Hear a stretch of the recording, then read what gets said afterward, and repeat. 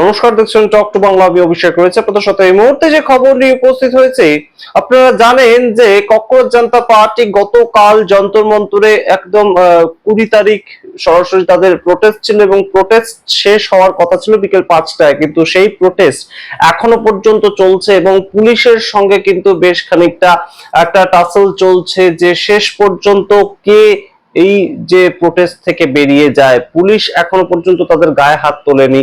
পুলিশের সঙ্গে তাদের যে বচসা সেটা কন্টিনিউয়াস চলছে এবং ভিডিও উঠে আসছে। গতকাল বিকেল 5টার পরবর্তী সময় সারা রাত ককরোচ জনতা পার্টির যারা সমর্থক এবং ফাউন্ডার অভিজিৎ দীপকে থেকে শুরু করে সৌরভ দাস প্রত্যেকেই সেখানে উপস্থিত ছিলেন এবং যন্তর মন্তরে তারা সারা রাত যাপন করেন। এবং তাদের এই মুহূর্তে কিন্তু একদম সরাসরি যেটা বক্তব্য যে ধর্মেন্দ্র প্রধান এডুকেশন মিনিস্টার তিনি যতক্ষণ না পর্যন্ত ইস্তফা দিচ্ছেন ততক্ষণ পর্যন্ত তারা সেই ধর্ণা ছেড়ে উঠবেন না। আপনারা জানেন ককরোচ জনতা পার্টি সারা দেশ জুড়ে গত 6 জুন থেকে শুরু করে 9খানা অনুষ্ঠান করেছে এবং সেই অনুষ্ঠানগুলো অবশ্যই সাফল্যমণ্ডিত হয়েছে। কখনো বেঙ্গালুরুতে, কখনো রাজস্থানে, বিভিন্ন জায়গায় ঘুরে ঘুরে তারা এই অনুষ্ঠানগুলো করেছে।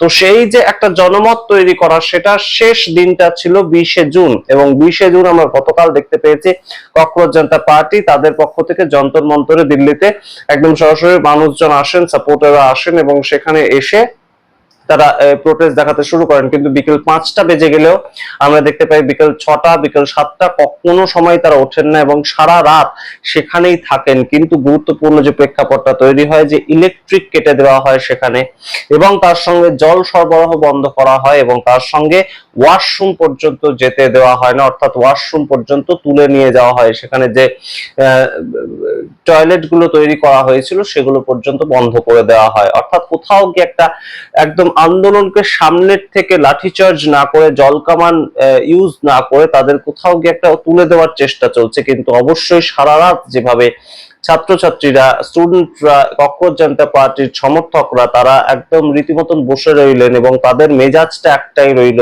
যে কোনো মতেই আমরা আমাদের ধর্ণা থেকে উঠবো না, শান্তিপূর্ণ আন্দোলন চালিয়ে যাব যতক্ষণ না এডুকেশন মিনিস্টার ইস্তফা দিচ্ছেন। সেটা অবশ্যই দৃশ্যমান একটা ঘটনা ছিল এবং অবশ্যই গুরুত্বপূর্ণ যে ছবিটা উঠে এসেছে সেটা আপনারা একটু দেখুন ভিডিওটা, তারপর আসছে এই নিয়ে বিস্তারিত ব্যাখ্যায়। অবশ্যই নতুন একটা মুভমেন্ট, নতুন একটা দিককে কিন্তু ইঙ্গিত করছে।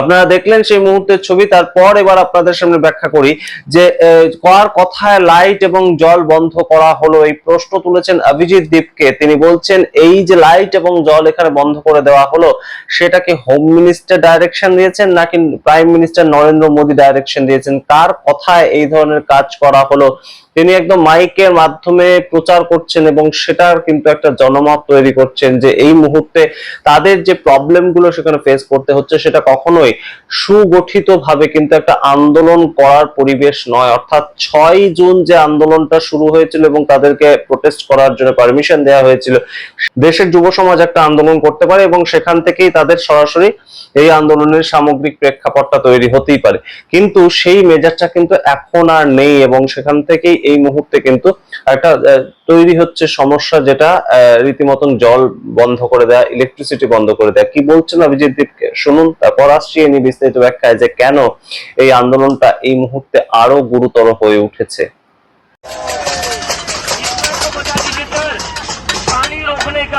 और लाइट बंद करने का ऑर्डर किसने दिया है?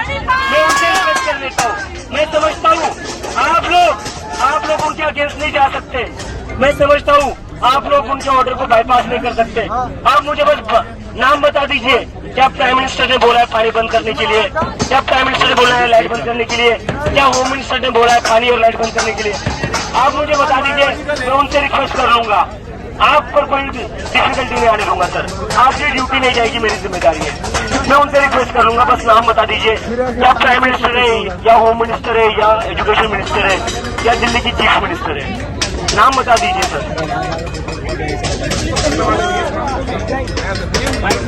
আপনারা শুনলেন অভিজিৎ দীপকের বক্তব্য। এবার আপনাদেরকে জানাই একদম সরাসরি সারা রাত তারা রাস্তায় ঘুমায় এবং রাস্তাতেই তারা থাকে, কিন্তু অভিজিৎ দীপকে যেটা রাত শেষ হতে না হতেই একদম বক্তব্য রাখেন ককরোচ জনতা পার্টির ফলোয়ারদের কাছে যে আপনারা আবার আসুন যন্তর মন্তরে, আপনারা এসে যুক্ত হন প্রোটেস্ট করার জন্য। কিন্তু আপনাদেরকে জানাই যে এই মুহূর্তে পুলিশের পক্ষ থেকে যেটা ডিসিশন নেওয়া হয়েছে যে বাইরের থেকে আর কেউ ঢুকতে পারবে না যন্তর মন্তরে প্রোটেস্ট করার জন্য, বাইরের থেকে আর কেউ ঢুকতে পারবে না। যদি কেউ ভেতরে থেকে থাকে, যারা প্রোটেস্ট করছে অলরেডি সারা রাত ছিল, তারা যদি চায় বাইরে যেতে পারে, কিন্তু বাইরের থেকে আর কেউ ভেতরে সেই জায়গাটা আসতে পারবে না। কিন্তু অভিজিৎ দীপকে সেখানে পুলিশের সঙ্গে দেখা যায় যে একদম হাত জোর করে কথাটা বলেন যে যারা আসতে চাইছে তাদেরকে অন্তত আসতে দেওয়া হোক। आपके बच्चों को नहीं बैठ रहे तो प्लीज मेरे रिक्वेस्ट है, किसी को भी रोकिए प्लीज। हम कुछ गलत नहीं करें, शांति से बस बैठे रहे, प्लीज किसी को रोकिए मत सर, रिक्वेस्ट है हाथ जोड़कर। কিন্তু এখনো পর্যন্ত সেরকম কোনো কথা কিন্তু আমরা জানতে পারছি না, এবং অবশ্যই সেখানে কি হচ্ছে সেটাও কিন্তু আমরা খুব একটা অ্যাক্সেস করতে পারছি না, কারণ ইন্টারনেট সম্পূর্ণ কিন্তু বন্ধ করে দেওয়া হয়েছে সেই এলাকায়। আপনারা গতকাল বিভিন্ন ইউটিউব চ্যানেলকে আমরা দেখতে পেয়েছি যে 6 জুন যতটা তাড়াতাড়ি এসে ইউটিউব চ্যানেলগুলো তরফ থেকে খবরগুলো বা ভিজুয়াল গুলো পাঠানো হচ্ছিল, সেটা কিন্তু কোনো মতেই গতকাল আর তারা পারেনি, এবং সেই জায়গাটা কিন্তু গুরুত্বপূর্ণ হয়েছে যে পুলিশ এই মুহূর্তে ইন্টারনেট বন্ধ করে দেয়, ইলেকট্রিসিটি বন্ধ করে দেওয়া, জল সরবরাহ বন্ধ করে দেওয়া, সুইগি জোম্যাটো সেখান থেকে যদি কেউ খাবার আনতে চায় সেটাকেও কিন্তু অ্যালাউ করা হচ্ছে না। সুতরাং কোথাও গিয়ে একটা এই যে পুলিশ চাইছে না যে একদম সরাসরি বচসায় জড়াতে, পুলিশ চাইছে না সরাসরি একদম তাদের সঙ্গে যে ধস্তাধস্তি হবে, মারপিট হবে, এই সমস্ত চাইছে না, কিন্তু কোথাও গিয়ে জল সরবরাহ বন্ধ করা, ইলেকট্রিসিটি বন্ধ করে দেওয়া এবং একদম টয়লেট ইউজ করতে না দেওয়া, ইন্টারনেট ব্যবস্থা বন্ধ করে দেওয়া, এগুলোর মাধ্যমে কিন্তু কোথাও গিয়ে এই আন্দোলনটাকে একটু দমন করার একটা চেষ্টা। অর্থাৎ পুলিশ কোথাও চাইছে ওয়েট অ্যান্ড ওয়াচ করতে। এই মুহূর্তে ককরোচ জনতা পার্টি তাদের আন্দোলনটাকে একটু হলেও কিন্তু এই মুহূর্তে পিছিয়ে নিয়ে যেতে হবে, এই জায়গাটা বাধ্য করা হচ্ছে। আপনারা সামগ্রিক রিপোর্টের ভিত্তিতে কি মনে করেন অবশ্যই কমেন্ট বক্সে কমেন্ট করুন। এডুকেশন মিনিস্টারের ইস্তফা, সেটার কতটা কাছাকাছি ককরোচ জনতা পার্টি এইভাবে পৌঁছাতে পারবে? আপনাদের অবশ্যই দেখার অপেক্ষা রইলাম আপনাদের কমেন্ট, অবশ্যই কমেন্ট বক্সে কমেন্ট করুন। দেখতে থাকুন টক টু বাংলা, অবশ্যই talk to Bangla YouTube channel থেকে সাবস্ক্রাইব করতে ভুলবেন না।